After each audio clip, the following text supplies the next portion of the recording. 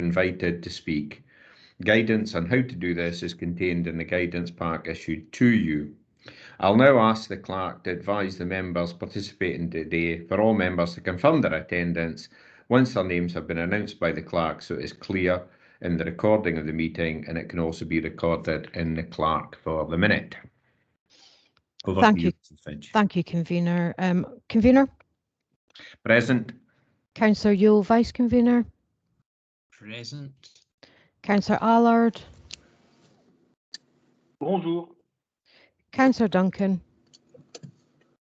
Present. Councillor Graham? Present. Councillor Mackenzie? Present. Councillor Mason? Present. Councillor Many?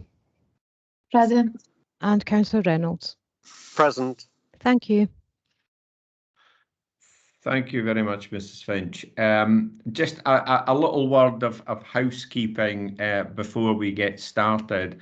I was going to suggest the next meeting could be a hybrid meeting as we are hopefully heading in the right direction in terms of COVID. But obviously, if any member or officer wishes to attend remotely, then they should absolutely feel free to do so.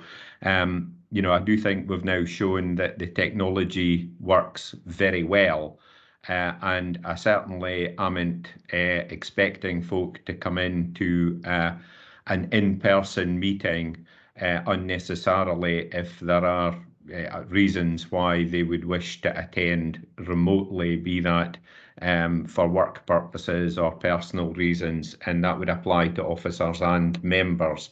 Is everybody kind of okay with that? Nobody dissent from that? I'm not seeing anything.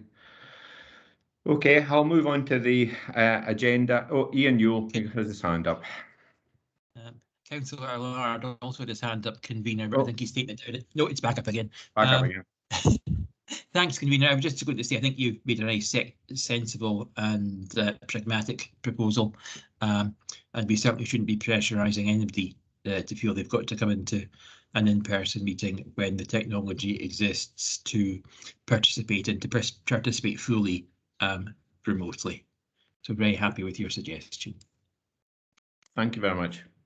Councillor Allard. Yes, Convener, I'm very happy with the suggestion as well, Convener. I very much appreciate the gesture, and I will as well put up that you might have to change your mind if the very unlikely event that the situation worsen in the months to come and revert to a full virtual meeting if needs to be. Absolutely, completely agree. If there is a change, we can always go back to being fully remote. But if we have it as a hybrid, then at least that option will be easier for everyone. I'm not seeing any other hands, so we'll move on to the agenda. Item 1.1, notification of urgent business. We have items 8.6 and 8.7. The papers were only managed to be published a day or so back. Is everybody content that we take those papers today? We have seen them in a slightly different form already, but any objections to that or any other suggestions? Can we agree to take them today? Agree. Thank you. Absolutely. Thank you. Item 2.1, exempt business. There isn't any. Agenda item 3.1, declarations of interest. Does anyone have any declarations of interest?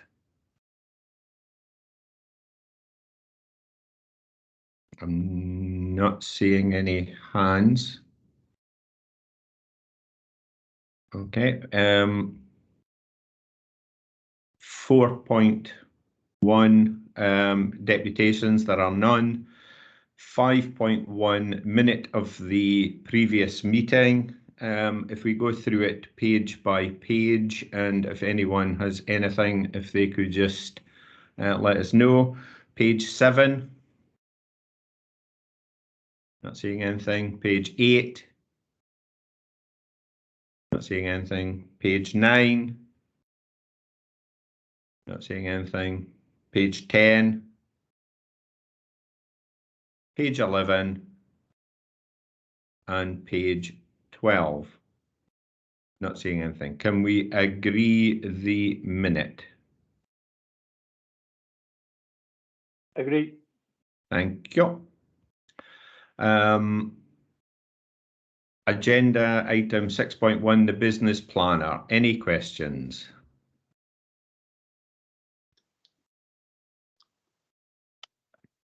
Councillor Martin, I see your hand up first, and then Councillor Allard. Yes, thank you, Convener. Item 16, Bon Accord Care. I just want to ask the question whether it's being delayed. The question is that by how much and when was the last time it was done? Thank you very much. Do we have an officer to take that one? Got Mr. Harvey, thank you. Thank you, Convener. This is the first time that we have looked at budget monitoring within Bon Accord Care. The draft report has been with their officers for a few weeks now. Unfortunately, they've had to spend more of their time than anticipated on concluding their annual accounts. And when that is completed, they will be able to come back to us. So it's been delayed by that, I'm afraid. I expect to bring it to the September meeting. Okay, thank you. Okay, have you anything else, Councillor Martin? No, that's fine. Councillor Allard? Thank you, Convener. I've got two questions. One of them was about Bon Accord Care. Really, and I'm happy to hear the answer that it will be presented to the September meeting. I see that it's not on the papers that is going to be presented at the September meeting. I would have liked it to be there on the paper. It makes it easier to come back to it and knowing exactly what was said at the time, particularly that we were given exactly the same explanation why it was not on the last meeting papers last time around. And my question was really, if it's the same reason than last time around, why did we not decide to do September straight away? You heard me saying, Convener, at the last meeting that there were danger of the snowballing effect of delayed items. And I'm afraid that's a perfect example of one, which is snowballing again. So can we have reassurance that it's going to be differently in September? And please, if you think it's not going to be in September, might be a reasonable thing to give maybe a further delay straight away, as opposed to push back at every meeting. That's my first question of two. Thank you, Mr. Harvey. Thank you, Convener. Thank you, Councillor. Yes, it was always our intention to bring it to this meeting. Unfortunately, it wasn't able to be considered by Bon Accord Care's officers in advance, and we need to give them that opportunity to consider it before we can bring it to yourselves, so that they have determined what the right approach is, and we can then report that back to yourselves. I appreciate the frustration there. I share it with you, and we want to get you these papers as soon as we can, so that you can have the assurance that you need over all of the activities. I'm going to go into more detail when we get to item 8.1 in terms of where we're going with that, but there will be a more formal update to the next committee in terms of where we're going and the potential impact, if any, on some of the other pieces of work and the timing of them. So apologies that we're not quite there yet with the timing on those. Thank you very much. Councillor Allard? Yeah, thanks very much for this. I had another question. It was 6.1 on page 13, the title being the WIPSA quarterly report. I do understand that there were no authorization given. I just wanted to know if there were any requests of authorization for surveillance operations made, even if it didn't come to officially having one made. You see what I mean? If there any communication from services or from anyone to have that kind of request. It's quite important for us to know is not only that an authorization as requested has been approved or not approved, but as well is there any communication in between in our quarterly report that help us a bit better. Thank you. Mr. Bell? Yeah, convener, that's a fair question. I don't have the answer, but I'll get the answer and circulate it to the committee after the meeting. Thank you very much. Anything else, Councillor Allard? No. It's okay. Thank you, Convener. Thank you very much. I have a query regarding items 82 and 83 on page 24. They are down in the section for them to return to be confirmed. I just wondered if we had any more of an idea when we might actually see those being returning to the committee. 82 was regarding Marchburn Park and 83 was regarding school pupil security. It was just to see if we actually had a revised date and it would maybe be possible to put them in the business planner against an anticipated meeting. Convener, if I could be helpful, for the one in relation to Marchburn Park, the most up-to-date information I only received this week was that they're hoping to get a report in September. So the next planner will be updated with that and we'll move it upwards towards the next meeting in September. Okay.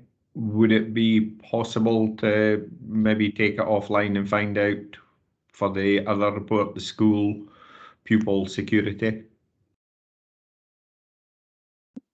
Yeah, I'm assuming that will be fine. Mr. Harvey might have an update on that one. Mr. Harvey, can you help me? I don't yet have an update on this. We're still awaiting that date for work to commence, and I should imagine with the schools being closed for the next few weeks, it is likely to be later in the year before we can report back to you. Okay. Okay, we'll maybe just leave that one just now. Okay, moving on. Any further questions from anyone before we move on? No, not seeing anyone. Then, okay. Item 7.1, notice of motion. There aren't any, so that takes us to item 8.1, the internal audit progress report. Mr. Harvey, do you want to take us through? Thank you, convener. Okay, so here we have a summary of our progress to date on last year's audit plan and on this year's audit plan. The majority of last year's work is either complete or is awaiting consideration and discussion with management. At the time of writing, we only had one audit left to start. That has now commenced, and I believe we're making good progress with the remainder. As I said at the last committee, there were some audits that couldn't come to that meeting due to timing and resources. We've also had some unanticipated delays in agreeing final responses with our audited services, which has delayed you getting the reports. Conclusion of the Chief Internal Auditor recruitment exercise has unfortunately been delayed. It's now anticipated to be concluded after the recess in August. We have a new team member who's just started, although another very experienced colleague has recently left the team. But following a successful recruitment exercise, 2 new team members will be joining us in the next 2 weeks. So we'll be bringing our capacity back up again to start delivering or continue delivering against those plans. Our 21-22 plan has commenced, and although we're slightly behind on getting that started because I'd rather hope to get those people in before this time, we are making progress where we can. I'll be providing you with a more comprehensive update, including, if required, any proposals to adjust or reconfirm elements of the internal audit plan and the timing of our proposed reporting to the next committee, because we promised you a mid-year review before. You'll also see in the final appendix to this report details of our consulting and advisory work, which was included in the 2021-22 plan. And we have started discussions with relevant officers to identify how we can best add value in these areas. I'd be happy to have your questions and comments. Thank you, Mr. Harvey. Questions for Mr. Harvey? I'm not seeing any hands at all. The report is asking us to review, discuss and comment on the issues raised in the report. Can we agree the recommendation? Convener, I have a question, sorry. Sorry, not at all. Yeah. Councillor Marson, sorry, didn't see your hand there. Sorry. So, no, my question really is trying to, you partly explained it, but you've got a whole load of ambers and a couple of reds. Should there not be some greens there somewhere? Mr. Harvey? I should very much like to see some greens in that list, Councillor. Thank you very much. Yes, in terms of concluding some of them are complete, so you could call them green, but because they relate to last year's plan, I would have liked to have brought them to you before now. Obviously, with the resource issues and COVID-19, we have had some delays in getting them to you, and that's the reason they've been presented as amber, because they didn't come to you as originally planned. Now, with the additional capacity that we've just taken on board, I'm anticipating there being more green the next time around, and we'll be reporting that back to you soon. So we should see lots of green next time around, you hope. That's certainly the intention. Intention is all good. Action is required. Okay. Thank you. Anything else, Councillor Marson? No, that's fine. Thank you. Thank you very much. Councillor Ewell. Thanks, convener. I'm sure it wasn't intended as such, but I have no doubt that Mr. Harvey and his colleagues are working to their full capacity to carry out the internal audits that are in the plan and that we request. And it is a little bit unfair to suggest that action is required. I'm sure that wasn't Councillor Mason's suggestion, but I have no doubt that Mr. Harvey and his team are working within the limited capacity they have to deliver what we have requested. Thank you for that. Any further questions for Mr. Harvey on this report? Okay, can we agree the recommendation? Agree. Thank you. That takes us to 8.2, internal audit, follow-up and agreed recommendations. Back to you, Mr. Harvey. Thank you. Thank you, convener. So here we have details of agreed actions from previous internal audit reports, which have fallen due. There are 25 actions reported as overdue, compared with 27 reported at the last meeting. It's a moving target. It reflects 11 additional actions that fell due since your last meeting and 13 being completed. I actually have a new format of the report, which I hope to share with you to your next meeting, which will more clearly show that level of progress and identify the higher risk actions. What I'm going to do is to your next meeting, I'm going to bring you that alongside this format for you to consider if you are happy with the new version of it. In terms of the actions, a few have actually been concluded since. You'll see some of them have June dates, and 3 of the 5 procurement compliance actions have actually been concluded. The one's on page 44 and the last one on page 46. The other 2, there's a partial solution that's been identified by our procurement colleagues and finance colleagues, but it's not yet been implemented. Fully addressing some of those might be impractical, so we're discussing with them what might be done and whether there might be a need to come back to the Audit Risk and Scrutiny Committee and see if there's a different approach to be taken here.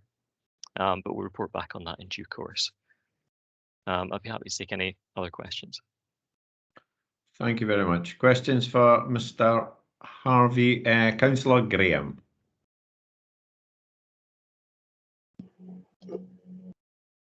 Right, okay, here's you probably partially answered it. I noticed there was a number due to be completed by June 21. Would we be able to get a written report on those that have been done prior to the actual committee meeting? Aye, those that have been completed, so we've got a fair idea without having to wait till the next meeting on the progress of the others, because I think I didn't count them all, but I got the impression there was more than 5. Mr. Harvey, would that be possible to do that? It's a service update, maybe? Yeah. Thanks, convener. I'm not sure that it would, because it's a moving target, and we only really follow up these actions at the point that either officers volunteer to tell us that they're due, or just before the next committee. I'm not sure that I have the capacity to come back with more updates on this. And I think that generally, to be fair to services and officers, the progress is being maintained. This is a much lower number of actions than we've seen for a long time. Like I say, typically I wouldn't be reporting back. The position presented here is to the end of May, and it takes a week or two usually for officers to come back and tell me where they've got to with these things. I don't think I can bring you much more up-to-date information, except on those 2 or 3 actions that I mentioned earlier. I would certainly be happy to look into that for the future, but I'm not quite sure how much more I can commit to bringing it up to date beyond that. Okay. The normal committee reporting cycle. Mr. Belford has put up his hand. I wonder if he wants to try and help us here. Just help, convener, just from the point of view that I know that some of those, I think 3 of them are with my name on them. So I would be comfortable to actually provide an update to the committee in the week ahead, just to confirm where we got to in terms of the end of June on those specific ones, if that would be helpful. Councillor Graham, would your thoughts on that? Yeah, I'm quite happy. Yeah, it's okay. I'm quite happy with the response I've got both by Mr. Harvey and Mr. Belford. Yeah. Thank you very much. Councillor Allard. Yeah, I had the same question regarding the June ones, and I'm quite happy with Mr. Belford and Mr. Harvey explanation and the update they want to give us as far as not too much work to be done. I'm exactly like Councillor Mason. When I saw the Amber and you see on that item as well, the amount of unprecedented amount of red grading before us, it's a simple explanation. It's COVID. It's not down to the auditors only, it's down to all the services who are a lot slowly to come back. And I would like to put some caveat in that, convener, maybe saying we want the time that people take their time to respond to all the issue and auditing. We want to make sure that it's done properly, and it can't be done timely because of COVID. We understand that, but it has to be done properly, and the right amount of time has to be given to scrutinize everything and to give a good assessment of what's going on.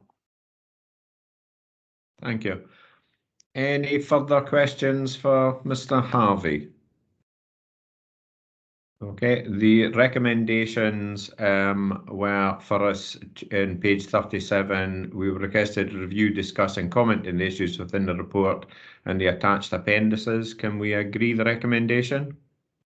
Agreed. Thank you very much. Moving on, 8.3, climate change. Now, I wonder, Mr. Harvey, do you want to take this first, and then if anyone else needs to come in, we can maybe get a comment from Mrs. Beattie or Mr. Sweetnam? Thank you, convener. Yeah, I'll just give you a quick précis to it then. We have here we sought assurance that the Council's climate change responsibilities were being monitored and reported. There are governance arrangements in place, and monitoring of progress is developing as projects and risks are mapped out in more detail. Plans are in place to report back to full Council next March. Statutory reporting requirements are being met. We were unable to verify some of the content of those figures because some of the detailed supporting records hadn't been retained, but they are being kept going forward, so we're satisfied in that area. I think generally things are heading in the right direction here, or are already working well, so nothing particularly material to report back on at this stage. Okay, and Mrs. Beattie, did you want to say anything, or are you content if there's any questions? Thanks. I'm happy to take any questions, convener. I think it's just important to recognise that the progress that we've taken with getting our own council house in order in terms of our own climate change plan, and the plan that Mr. Harvey was alluding to will be our place plan. So looking to work across the city to try and bring the whole city with us. So It's a little bit unfortunate because this audit was actually one of the ones that was delayed, but we'd managed to answer a lot of the questions I think the committee might have had around this area, and certainly it's been very helpful for the service just to have that examination of the processes that we've got in place, just to make sure that everything is going as we'd expect, and certainly some of the improvements that have been identified as part of this process are really welcome. Thank you very much for that. Councillor Ewell.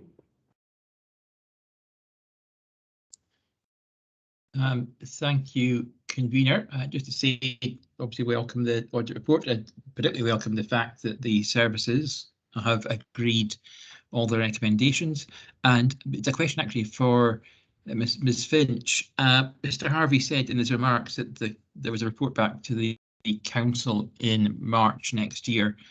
Given that the only council meeting in March next year is the budget setting meeting, would I be right in thinking that that's a report back to the February meeting of the council, or is it going to be a meeting beyond March? I'm assuming it will be. If Mrs. Finch doesn't have the answer to hand, I'd be happy to get it circulated. Thank you, Councillor Ewell. I will speak with Mr. Harvey, but I'm sure we'll manage to put it in for the February meeting if possible. Following that, obviously, we don't have dates in place for after that. Well, we do, but because of the elections, they'll be delayed. So I'll discuss that with Mr. Harvey out with the meeting. Okay, I think Mrs. Beattie is wanting to come back in. I think just to save everybody going and chasing the date, convener, it is the intention to put it to the February meeting. I think the council instruction was from the last March meeting, and normally there are two meetings quite close together. But the meeting for general business that would have been in March has now been moved to the end of February. So that's the intention, to get that work to that meeting. Thank you very much. Thank you. Councillor Allard.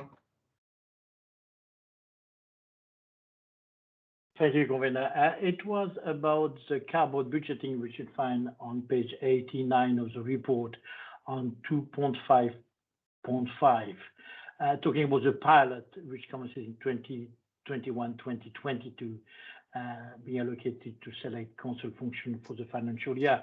I just wanted a verbal explanation to better understand what's the limit of our progress on carbon budgeting, and because we are talking about a pilot at this stage, and how we will be able in the future to be able to quantify how much progress we are doing across the board, across all the council. And I know it's difficult without a proper baselines, but how we'll be able year after year to have a better understanding of how we getting out of this pilot, and how we making sure that the mapping out is complete across all services. Who wants to take that one? I think, to be fair to Mr. Harvey, I think that one better be for me. Just to say, convener, that Councillor Allard is quite correct. It's quite a complicated area, and certainly in terms of the approaches to carbon budgeting and carbon accounting, there has been a number of approaches tried across authorities, including our colleagues in Aberdeenshire, that haven't been that successful. So part of the reason about taking the time to make sure that we're finding the right approach is to work with our colleagues nationally. So work that's going on through the Scottish Cities Alliance, but also in consultation with Scottish Government round about the best approach that we can possibly take. We are obviously conscious of the resources that we have, so in terms of piloting something, we want to try and give it the best chance possible. So that's why we're taking a bit of time to do that internal diligence and having a group set up to look at that issue, because it's not just about the services that would traditionally be seen as those sort of greener services. It's about how we can drive innovation and carbon savings across the council. Thank you.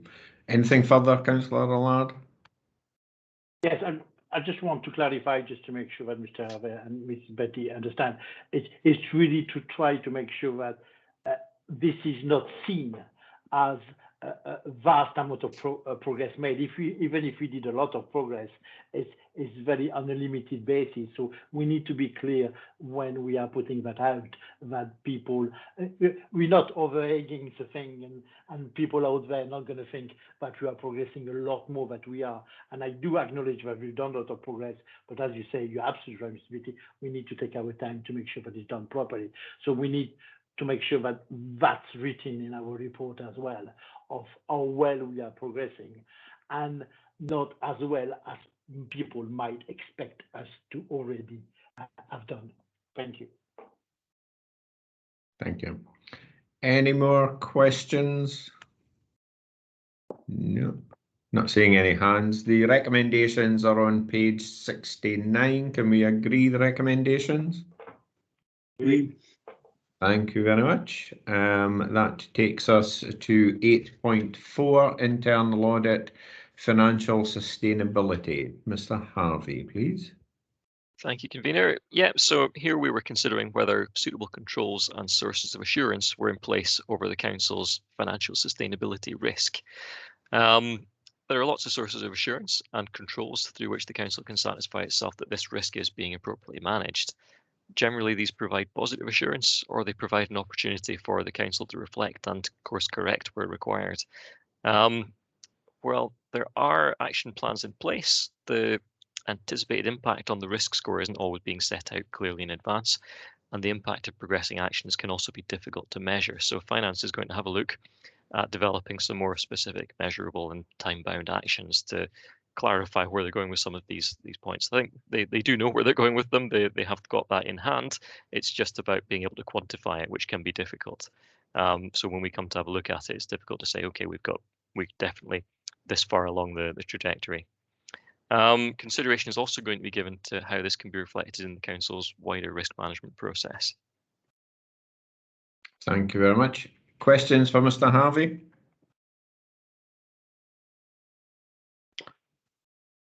Councillor Marson, followed by Councillor Allard, please. Thank you, convener. No, this is a very interesting report, and obviously it's work in progress.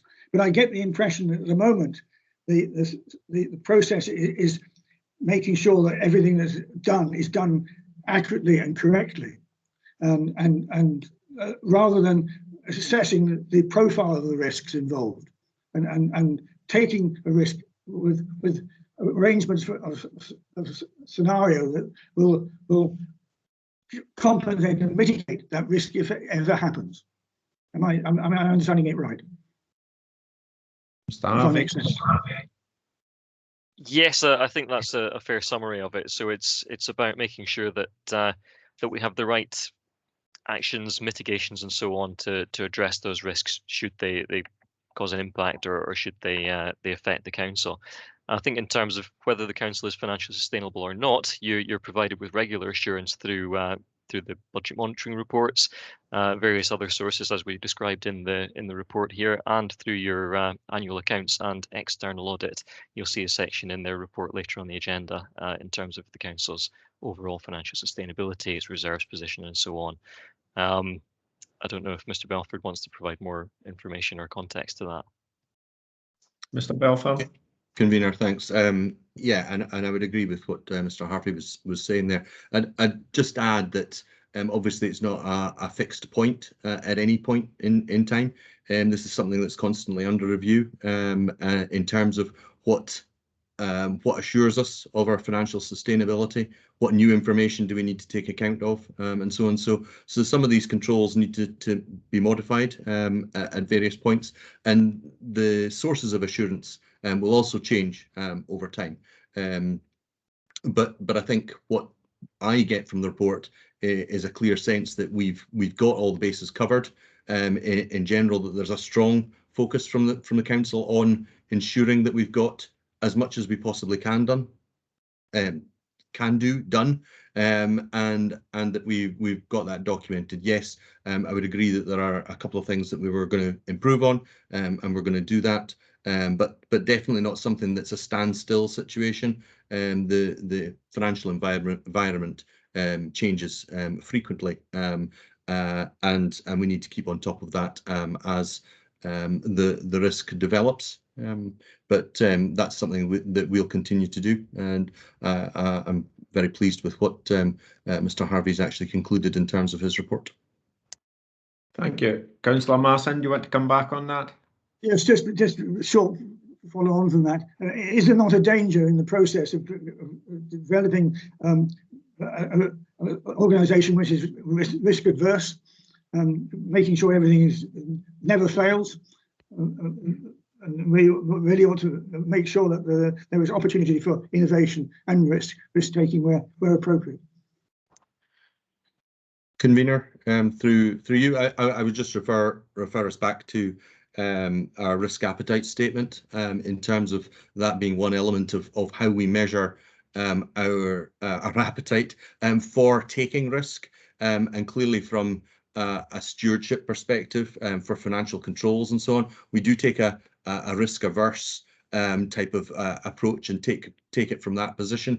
But that's not to say that's our only position around financial risk, and clearly our risk appetite statement shows that we're open to other aspects of risk, measured risk in terms of financial investment, for example, but also solutions and process change.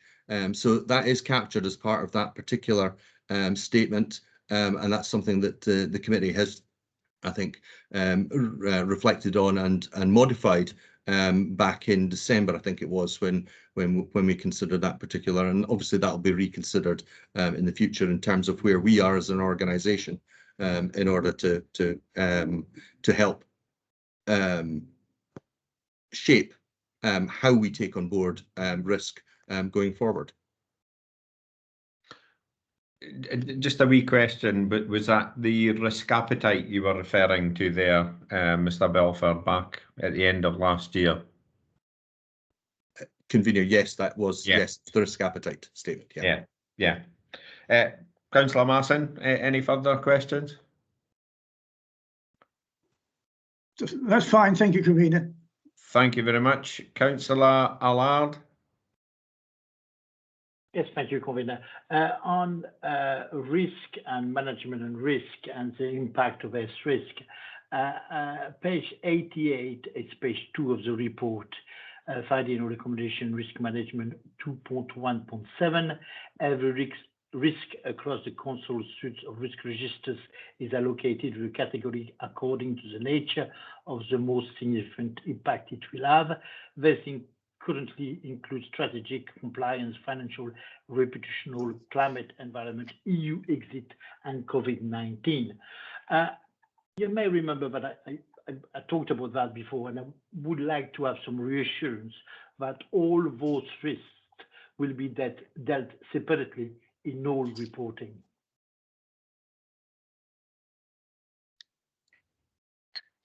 I've got Mr. Bell has appeared on my screen, so I wonder if he was wanting to take that one. Yeah, thanks, Convener. Yeah, we've got a good system in place to monitor all of the council's risks. We've got a number of corporate risks that are monitored on a monthly basis by the risk board, the strategy board, and also our resilience group. And then the risks that are recorded below the corporate level are monitored by the relevant risk managers and through the senior management teams across the organisation. There's also a system in place that allows risks to be escalated up to the corporate level, and indeed to be de-escalated from corporate level down to cluster level. The system of risk management will be reported to this committee later in the year, for members to scrutinise and get assurance that it's doing what it needs to do as part of our annual report to this committee on the risk management system.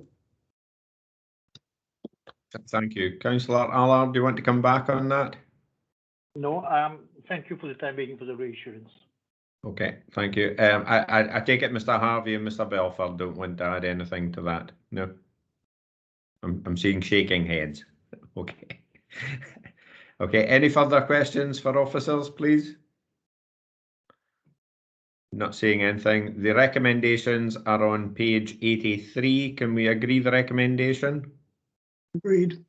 Thank you very much. That takes us to 8.5, internal audit, the teachers' payroll. Mr. Harvey, back to you. Thank you. Thanks, convener. Yes, this is our report on teachers' payroll arrangements. Generally, things were operating as required, with the main areas of risk being where changes are applied to payroll records, so new starts, leavers, bank details, etc., being covered by effective controls. But we did identify a need for better documentation to support grading placement, better recording and management of temporary contracts, and timesheets needing to be signed after work has been completed rather than beforehand. Actions have been agreed to address each of these points. Thank you very much. Questions for Mr. Harvey? Not seeing anyone coming in there. The recommendation is obviously on page 101. Can we agree the recommendation? Agreed. Thank you.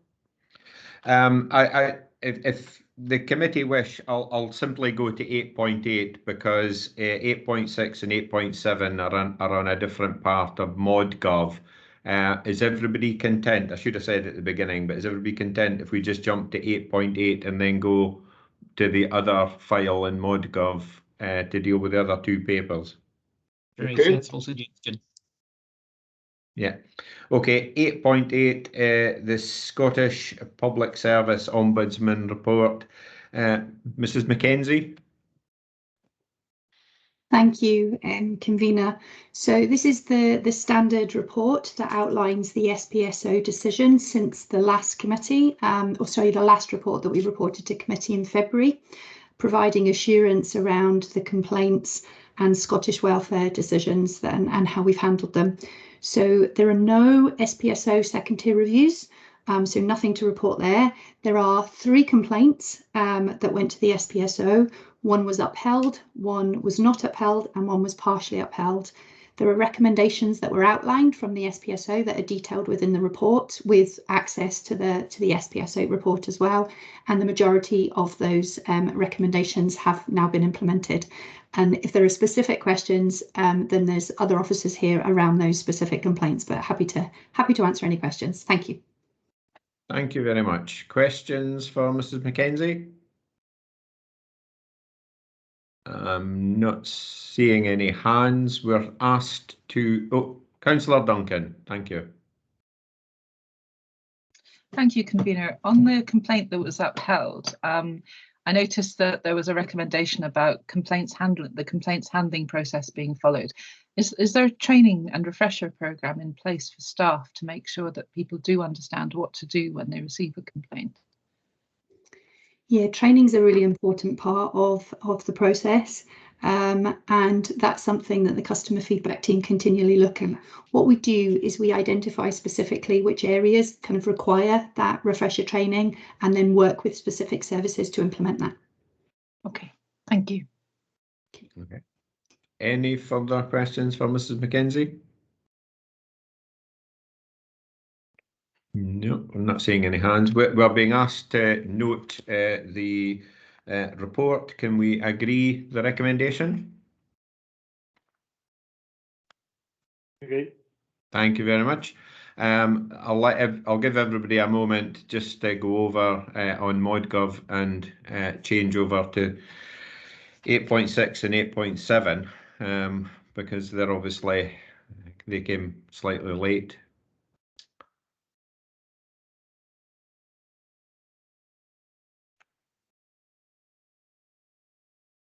Okay. I'm assuming everything has gone well for everyone. If we take 8.6, I think I saw Mr. Moore on the call earlier. Is it yourself, Mr. Moore, that's actually going to take us through 8.6? I think I'll start, if that's okay, Chair, if Michael Wilkie, yeah. and yeah. I'm joined by Matt, as you say, who will support me in presenting some of our wider scope sections of the report. Thank you very much. Thank you. Okay. So first of all, just thank you members for taking this report. It's our draft annual report in respect of the conclusion of the audit of the financial statements. Important to note that it is always presented as draft at this point in the audit and is only updated to final once I've issued my opinion on the financial statements. Overall, as context, our audit is substantially progressed, but as has been the case for a number of years, there are a number of matters, some material, which are in the process of being finalised at the time of preparation of the report or indeed presentation. I will give an update as I go through it where possible. And that's really largely as a result of the significantly accelerated timetable that the Council works to for the preparation and for the audit of the accounts compared to all other local authorities in Scotland. So with that said, it is important for me to just note my thanks to officers for their continued support and their work in providing the accounts, and also in responding to all of our audit requests for supporting information and responding to sample testing over the last 6 or so weeks. I think as context also, across all of my audit appointments, I do recognise that actually the impact of COVID has been more significant in respect of the audit this year end than last year end. And I think that's as a lasting effect of the accumulation really of the pandemic's impact on officers and on us as auditors over time, which really makes it continuing to achieve these deadlines very much commendable. I probably expect more bodies this year to make use of the extensions to statutory deadlines than even perhaps last.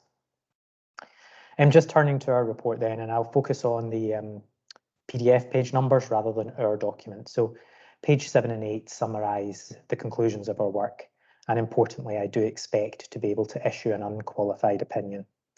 There were no changes to the planned audit approach, so it is significantly as was set out in the audit strategy in terms of the significant risks and focus areas. As I said, there are some items shown in red on the right-hand side to be finalised, and I'll give an update on those as I go through the report. The audit probably overall is just slightly ahead of where we were at the same time last year. So appreciating our report remains a late paper, and thankful for the committee members taking it. From that list of red items, the references to the small number of sample items outstanding we have now largely received. We've also received a proposed updated valuation in respect of P&J Live and awaiting one in respect of HRA properties. Before I go into the rest of the report, just as a reminder to members that we do our testing to a level of materiality. That was broadly £10 million for the council, standalone or group, but we design our procedures to detect misstatements at a lower level of around 6 million. On page 8, we note that there are a number of proposed adjusted and unadjusted audit differences. And when I talk about unadjusted audit differences, it's important there that I compare the level of those unadjusted differences to what we considered to be material.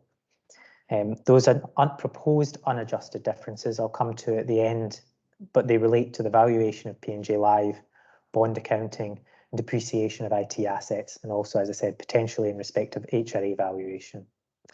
Adjustments have been made in respect of COVID-19 grants, although that is really relatively minor, very small amounts, but to align with the CIPFA-LASAC guidance and bring consistency with other local authorities that will ultimately report. Some minor amendments to the remuneration report, again, not material by value, but material by their nature and the sensitivity of that report, and also an additional capital commitment disclosure.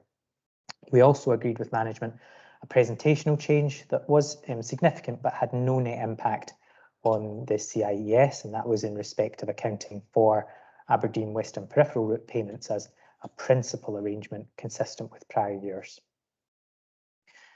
As I said, I'll maybe then just go through the significant risks, the recommendations, and then let Matt briefly summarise our wider scope work. So I'm not intending to do every page in this lengthy report. Page 12 is the first significant risk, presumed fraud risk, presumed to exist by audit standards, is around management's ability to override controls. We've substantially finalised our testing there with no matters to report.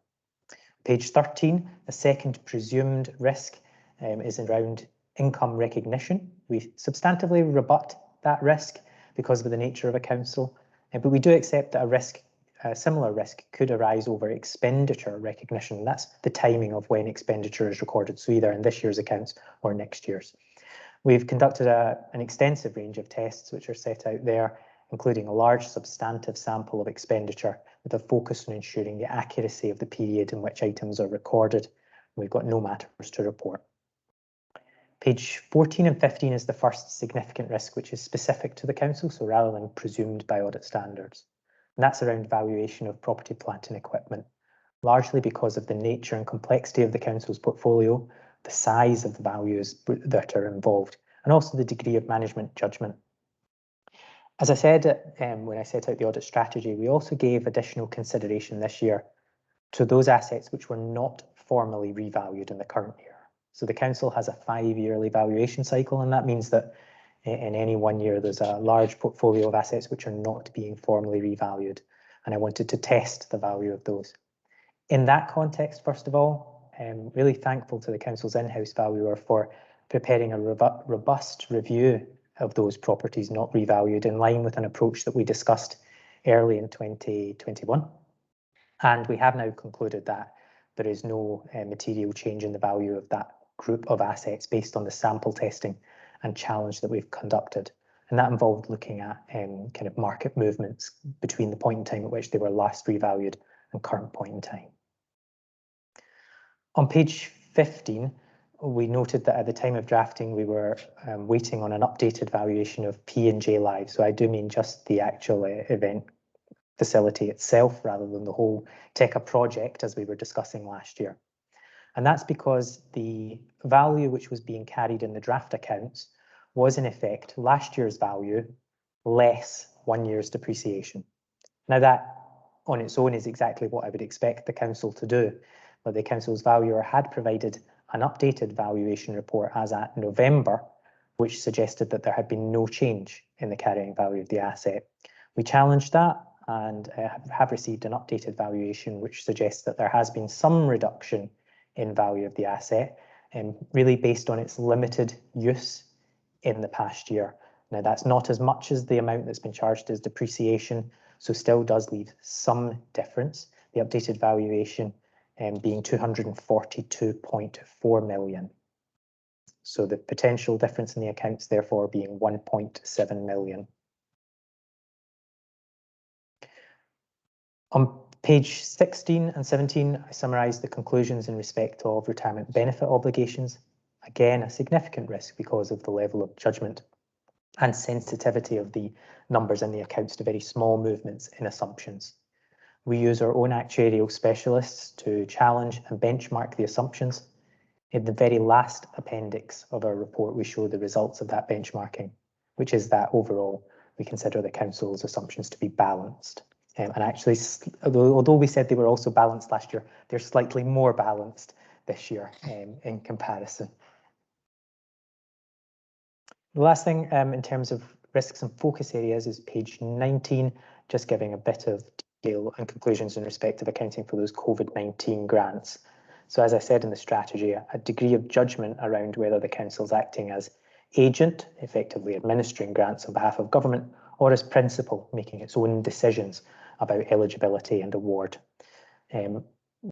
Management, again, in line with our request earlier in the year, prepared their own analysis of the treatment of various grants, which was very helpful, and that was then updated in line with guidance ultimately issued by LASAC in mid-May. So that's what has driven the very small number of changes between the draft accounts and this version to ensure alignment. So overall, again, I'm satisfied with the conclusions reached. Two things then before I hand over to Matt on wider scope, so to move on from the non-financial. On page 49, we summarise the unadjusted audit differences. So these are the differences we've identified, but which management proposed not changing the accounts for. On that, you'll see that we have one known difference, which is in respect of some depreciation, which is effectively overcharged on IT assets. I've just noted that we do now consider the unadjusted difference on P&J Live to be £1.7 million, i.e. the accounts potentially understated by that amount. And also the last point there around bond accounting. So I appreciate there was an unadjusted difference on bond accounting last year. It is a very complex model, Excel-based model, which management uses to drive the numerous accounting adjustments that are required. And I think there is still some inaccuracy in how that model is effectively calculating the adjustments. So we have noted there £1.8 million potential adjustment. Again, that's to be confirmed. Why I'm highlighting these is that cumulatively at the moment they are well below our materiality threshold, so I'd be content with management not adjusting. But we do expect that there may be a further adjustment in respect of valuation of recently completed social housing, so an addition to the HRA property valuation. If that is the case, then that, when combined with these other adjustments, could be over our materiality, in which case we would expect management to adjust for some of those asset valuation movements. And that's largely because they all, for one reason or another, are going the same way, so indicating a potential understatement. So there's no netting off. They would all cumulatively have an effect in the same direction. Very lastly, page 50 and 51 have 3 audit recommendations for the current year. One is low graded, and it's just associated with the approach taken to calculating depreciation, and that's what gave rise to one of those unadjusted differences I just mentioned. And the other 2 are very similar in nature. Where we identify a significant risk, we're required by audit standards to identify and test management's controls. The controls which management have implemented in both cases do enhance the control environment, but don't meet the high bar that we would need as auditors in order to be able to rely on them. We've set out what would need to be done to enable our reliance. It would enhance the control environment, but I would give members context that even if implemented, there would likely be very limited change in terms of our audit approach or the level of work which we ultimately carry out. So it would be for the Council's own benefit really only, rather than for our benefit. I'll stop there and either happy to take questions on the financial, or I'll let Matt briefly summarise our wider scope and then we can enter into discussion. Thank you very much indeed for that, Mr. Wilkie, and apologies for not seeing you were on the call. I did. That's all right. Mr. Moore was on the call. Maybe if we get from Mr. Moore and then go to questions, that's maybe, I think, the best way to do it. So over to you, Mr. Moore. Thanks. Okay, thank you, Convener. So, as I say, the wider scope, and it's called wider scope and best value. And as you'll be aware that 2021 was also Aberdeen's Council's best value report, which I think was published last week and will be coming to committee in I think it's in August to the actual full council. So as I say, a lot of this information is taken from that wider scope and best value report to avoid double counting the work. So we've only we've done the work once and used it here as well. So just a brief run through the financial management element to start with, which is on page 28 of the pack. There's a balanced budget was approved at the start of the year, and clearly that was back in March 2020. So since then, COVID's kicked in. We've had a setting up of additional, well, maybe not additional, but working through the budgets, working through the understanding of the pandemic. And I think on page 29, the 4 quarterly reporting underspends and overspends, I think sort of shows that journey where at Q2 you were reporting a 4.9 overspend, and then further information and further monies coming from the government downwards, reduce that to Q3, and then in the outturn actually coming out as an underspend, and in fact Scottish Government providing earmarked monies to actually increase the reserves through into 21-22. So I think from a financial management point of view, very challenging.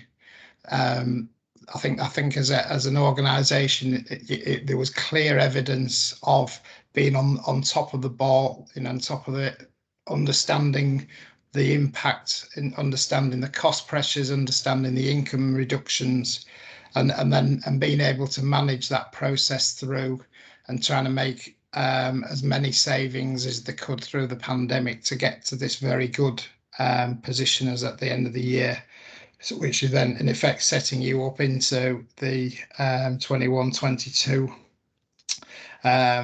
basis. So the 21-22 budget proposals on page 30, it outlining the position in terms of the level of savings that's required over the medium term, understanding the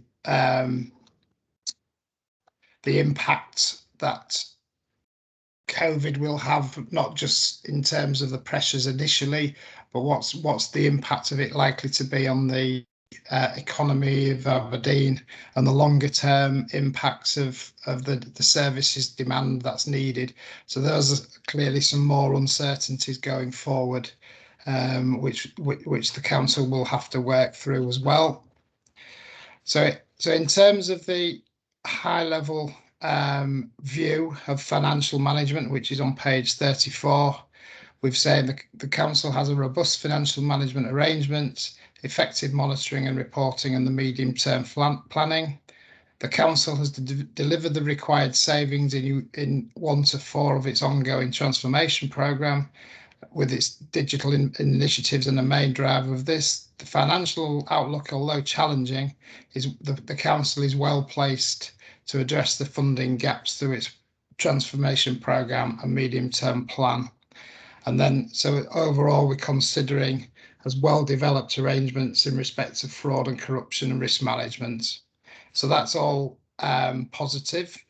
So now on to page 35, financial sustainability. The table on that page is coming from the council budget setting report. So information that you'll have seen before, but clearly showing that from 21-22 throughout to the end of the 5-year forecast, there is a deficit sitting there prior to budget saving. In 21-22, you're making a £26 million recurring saving, which will then enable the future years to be manageable, working through those deficits in there. So at the end of, on page 36, a brief summary of where your general fund reserves are sitting.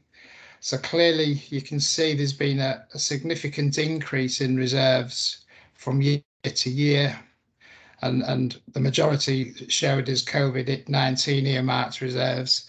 So this is the monies that have been received via grants for various things linked to COVID, which was still to be spent as at the end of March 21. So clearly that's an earmarked reserved for COVID monies. But you will see that your uncommitted reserves slightly increased. There's an increase on the empty homes, long-term empty homes reserve. And then there's been a small, there's been an increase in support and guarantees. So understanding some of the pressures that some of your ALIOs and close relationships are under, and where the council have given guarantees, the money is then allocated, although not spent, has been put to one side in case those guarantees are needed to be called upon. And then there's been a small use of other earmarked reserves throughout the year, but overall an increase of 36 million, so 2.5 million in effect for Aberdeen to move forward in terms of your decision making. So financial sustainability summary is our view. There's a robust approach to setting the annual medium-term and longer-term plan. There is an annual review of Treasury management strategy and prudential indicators. The best value report recommended the council ensure its longer-term financial strategy has been reviewed. I think that this recommendation, when the bond issue was set up, there was a 35-year strategy set out, looking a lot further into the future, And I think the thoughts here is to maybe have a refresh of that longer term one, just to make sure that all the ducks are in line in terms of that longer term strategy, having now been 4 to 5 years down that plan. So that's what that recommendation's for. So going further on in terms of governance and transparency, obviously there's the annual governance statement, which you'll have seen within the accounts and at previous meetings. So our view on the governance and transparency, the council has continued to enhance its governance framework, and as you are aware, that it's been awarded the SIP for Governance Mark of Excellence. It exhibits strong and effective governance and engages stakeholders to conduct self-assessments and identify improvement opportunities. In 2021, it's continued developments of risk management arrangements, self-assessments of governance committee effectiveness and review of policies. Members robustly challenge and scrutinise management with a clear focus on the communities and the citizens they represent in respect of governance processes, matters presented for decision. So we consider that the council operates in a transparent manner. So that's covering off governance, and then best value and value for money. We consider how effectively the council demonstrates best value in the delivery of its services. And as I say, the best value report was issued last week. So that's the sort of the higher level full report for the whole council, of which you'll be getting that presented to you, I think, in the August meeting. So I think if I leave it at that, convener, and as I say, happy to take questions along with Michael on the finance section. Thank you very much indeed. Can I have anyone questions, please?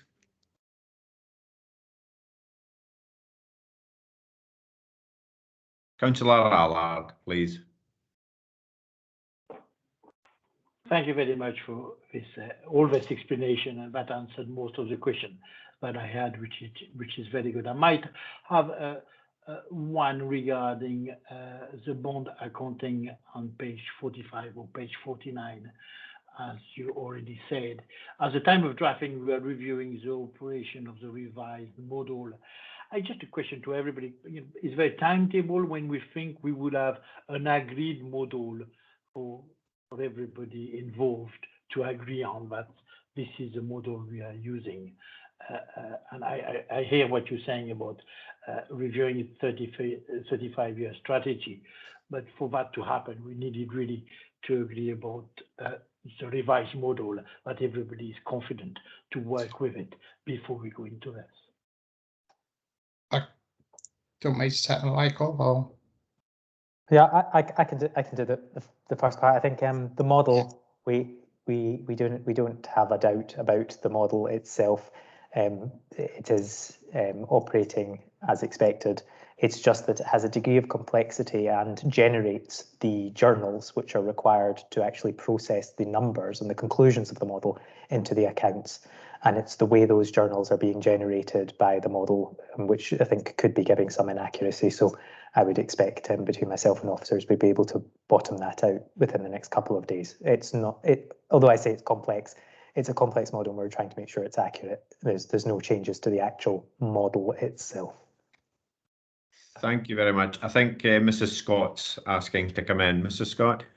Thank you, Councillor Nicol. Councillor Allard, for your information, in response to all of the recommendations contained in the Best Value Audit Report, officers are statutorily required to bring a report back to the council meeting, the first council meeting after the Commission has published its findings. So officers are working on a report for council in August, which will set out all of our proposed actions in response to all of the recommendations. So the point you've picked up, Councillor Allard, that'll be addressed by officers in our formal report to council in August. I hope that's helpful. Thank you very much. I've also got Mr. Belford. Mr. Belford, were you wanting to add something? It was just in case, but I think Mr. Wilkie's probably added enough.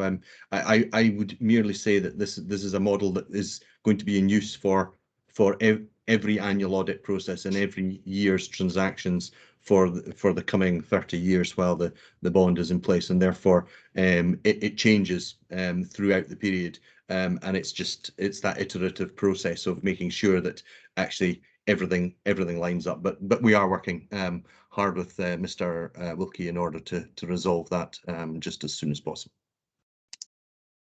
Thank you. Have you any further questions, Councillor Allard? No, thank you very much, and thank you for. I'm looking forward to the August meeting. Thank you. Thank you. Any further questions? Well, I'm not seeing any hands. If I can thank Mr. Wilkie and Mr. Moore, I think it's a huge piece of work and it's an absolutely excellent report. And I thank you very much. And I'm sure we'll all welcome it coming to the next meeting of full council. So if I can pass on my thanks to your team as well, please, that would be most appreciated. I think a job well done. And to get it to this committee on the timescales is absolutely fantastic. Thanks very much. Thank you, Convener. Thank you. Okay, moving on, item 8.7, the audited annual accounts. And I think that will be Mr. Belford. Are you wanting to say something and then take questions?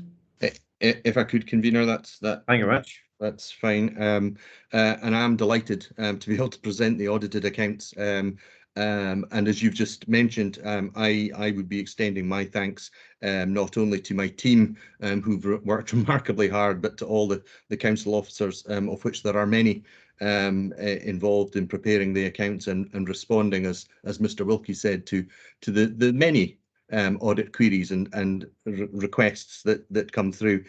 So I have extend my thanks to them for doing what they need to do and doing it to the timescale that they're working to, but also to Mr. Wilkie and his team, because obviously we challenge them in terms of this particular timescale, and they've lived up to that. So it's not been straightforward, but actually we've been working extremely well together throughout this period. Obviously, I would like to have brought the reports to you earlier, so I would just like to say thank you for and appreciate you taking this onto the agenda at this point in time. We've hit our shortened timeline that's been described in our various reports that have come to this committee, and the council team, that as Mr. Wilkie actually referred to, the council team have kind of overcome a wide range of hurdles in meeting these timescales, not least some of those where appropriate and timely judgments were having to be made in relation to the COVID grants accounting that was effectively brand new to us this year, but the scale and the extensive nature of those grants has been quite overwhelming at times, both for those who've been administering, but those who've then been tying up the accounting transactions behind the scenes. So that's been an area where I think we have exercised a huge amount of professional judgment and expertise, and we've done that in the absence and in advance of SIPVA LASAC's guidance that was issued. I think Mr. Wilkie mentioned it being issued in May. We'd already closed our accounts, draft accounts, at that point in time. So Leslie Fullerton and the team in the accounting team have done a grand job in terms of basically preempting that advice and guidance. And as you've heard and seen in the report, there were just one or two adjustments that now need to be made to that. I'm very proud of that particular achievement. I draw your attention, obviously, to the adjustments that Mr. Wilkie has described that are still being discussed, and clearly we are working with Mr. Wilkie and the team in order to make sure that we've got a finalised set of annual accounts ready for signing as soon as possible. I, of course, very much welcome the auditor's draft opinion that the accounts present a true and fair view and are unqualified. I would end by saying that the recommendations ask for your approval of the accounts, similar to last year, where I would consult on the final version with the Chief Executive and 5 group leaders, and would note that the charity accounts for the charities for which all 45 councillors are the trustees require someone to sign the accounts, and would welcome a recommendation or a confirmation of that. And just for your advice, in the past that's been the chair of CG&R committee and co-leader Councillor Lumsden, who's previously been nominated. So I'd welcome confirmation of that on the back of this report in order to allow the documents to be signed at the appropriate point. Thank you. I'm happy to take questions, convener. Thank you very much. Any questions from members? Councillor Allard. Thank you very much, Convener. And I would like to ask to put my record on the record that this report is very much long and welcome, and it's amount a lot of work. So I'll thank everybody who worked very hard to achieve this, and it's been very well written, and it takes most part of our papers. In fact, even into 2 papers. I've got only one observation. It's the same observation again. It's on page 79 to Brexit, and you will find there a list of what happened the last five months in, and there is a bullet point, and on this bullet point twice it mixed COVID-19 and Brexit, the pandemic and Brexit, and it makes it difficult to read, to try to identify where the risk is really coming from. You'll find a bit later in page, if I noted it, I think it's page 82. Let me try to find it. Yes, it's on page 87 on Treasury, which was reported to City Growth and Royal Coalition Committee 3rd of February. It affirms the credit rating at A1 with a stable outlook in parity at 1 notch below the UK's rating that changed in October 2020, reflecting the impact of COVID-19 pandemic and continued Brexit uncertainty. I understand what you are trying to say. My difficulty is as our committee, we try really to understand where the risk is coming from. So when you have that put together, then it makes it a lot more difficult to understand, especially if you don't quantify it. And I know it's difficult to quantify.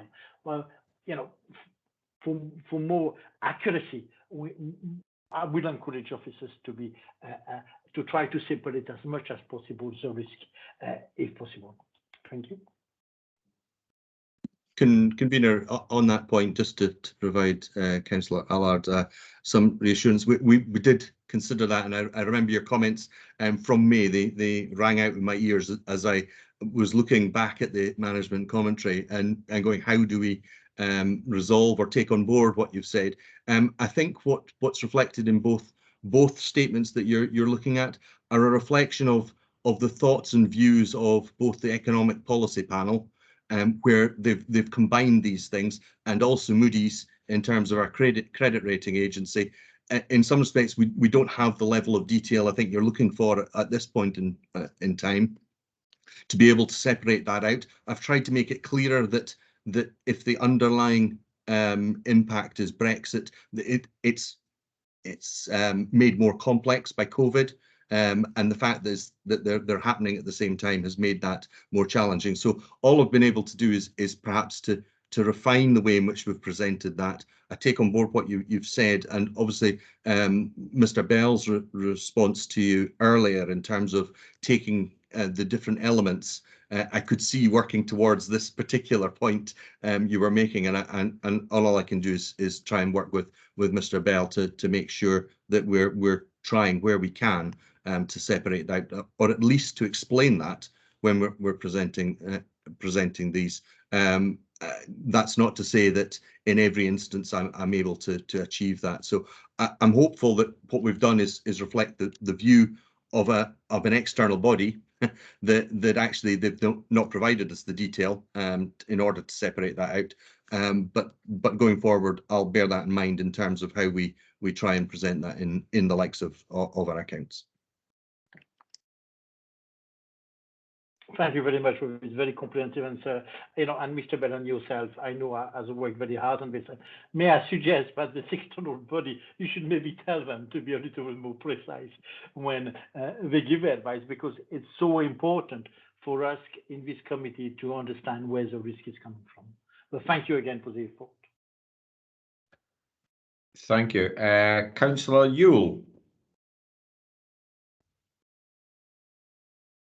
Thank you, convener. It's not a question, it's just a comment. I hope that's okay.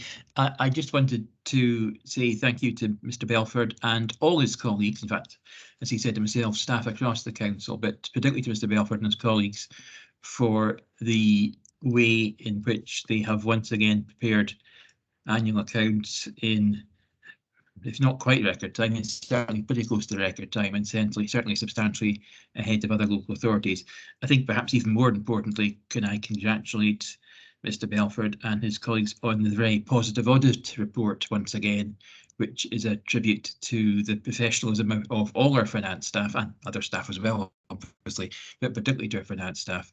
And I would say I was in awe of it, but I don't want Mr. Belford to get too big-headed. But he deserves congratulations. Thank you, Mr. Belford.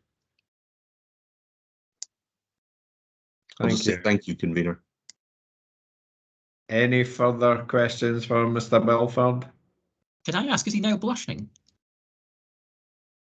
It's a very white background. Yeah. I'm not seeing any other hands. Mr. Belford raised the issue of signing and suggested Councillor Lumsden. Can we agree? I think sorry, convener. Can I said that in the past that had been the sorry situation. I'm misquoting you there. I suppose the question then is, given that he was the convener for city growth up until May this year, are you suggesting he would be the most suitable person to undertake this task? Just for clarity, really. I've also got Councillor Yule and Councillor Duncan coming in. I wonder if you can give us some clarity, first of all, Mr. Belford. I'm sure it's all sorry, convener, I may be confused. So I suppose I was just reflecting back to you that in the past it's been the convener of City Growth and Resources who has signed the accounts. Clearly, he was also co-leader, and that was the situation. I think there's no problem with somebody other than Councillor Lumsden signing the accounts, and perhaps putting that at the door of the current convener, for example, of City Growth and Resources. Thank you. Councillor Duncan and then Councillor Yule, please. Thank you. I'd just like to, I think Mr. Belford's suggestion's reasonable one. It should be the convener of City Growth and Resources, who also happens now to be the council leader. So I think it's the position of convener of the relevant committee that should sign the account. So it should be CGR, I think. Oh no, it's right. It's Councillor Houghton that's convener of CGR, isn't it? I got that wrong. Ignore me. Well, not the convener. There's been a lot of changes lately. There's been chairs moving. So yeah, I know what you mean. Yeah. Councillor Yule. Thanks, convener. I'm going to say exactly the opposite of Councillor Duncan, so I will ignore her. But I think either Councillor Houghton or Councillor Lumsden would be fine. There's a locus for both of them in doing so. I just suggest we just choose one of them so that we can move on. But the important thing is one of them signs it, or we would be in trouble. Yes. Well, I'll simplify it. Can we suggest the current incumbent Councillor Houghton be asked if he does it? Are we minded to go otherwise? Can we agree that? Agreed. Agreed. Okay. That'll hopefully be helpful, Mr. Belford. I'm sure he will. If there are no further questions, the recommendations are contained on page 67. We're asked to approve the Council's audited annual accounts for the financial year 2020-21 as presented, subject to the final amendments being agreed with external auditors as highlighted in their report following consultation with the Chief Executive and 5 political group leaders, and to approve the audited accounts 2020-21 as stated in paragraph 2.1 for those registered charities where the council is the sole trustee, and nominate a trustee to sign the accounts. Can I suppose just before I ask everybody to whether they can agree the recommendations, do we have someone to sign the charity accounts, or will that be Councillor Houghton as well, Mr. Belford? Yeah. Sorry, that request was in relation to the charity accounts. It would be I was taking your conversation there to be for the charity accounts. It's defined as to who signs the council accounts. Okay. Okay. Thank you very much. Thank you very much. Can we agree the recommendations then? Convener, I've got my hand up. Oh, sorry, Councillor Yule. Sorry, didn't see that. Apologies for not mentioning this in advance, Convener, but would you be agreeable to adding a 2.3 to request Mr. Belford to pass the committee's thanks on to all the staff involved in preparing the accounts for the way which has been done so timeously and professionally? I would absolutely support that. Can everyone, do we have anyone who's otherwise minded? Can we agree that an additional 2.3? Agree. Agree. Okay, and agree the recommendations as well, please. Agree. Thank you. And Mr. Belford, if you could pass on our thanks, that was absolutely an excellent piece of work, and it is most appreciated, and we look forward to seeing the final report at the next council meeting. Okay, that now takes us to the end of the meeting, so I can confirm that the meeting is now concluded. The recording will be stopped, and I'd like to thank everyone for their attendance and participation today. Thank you very much. Thank you, Chair. Thank you.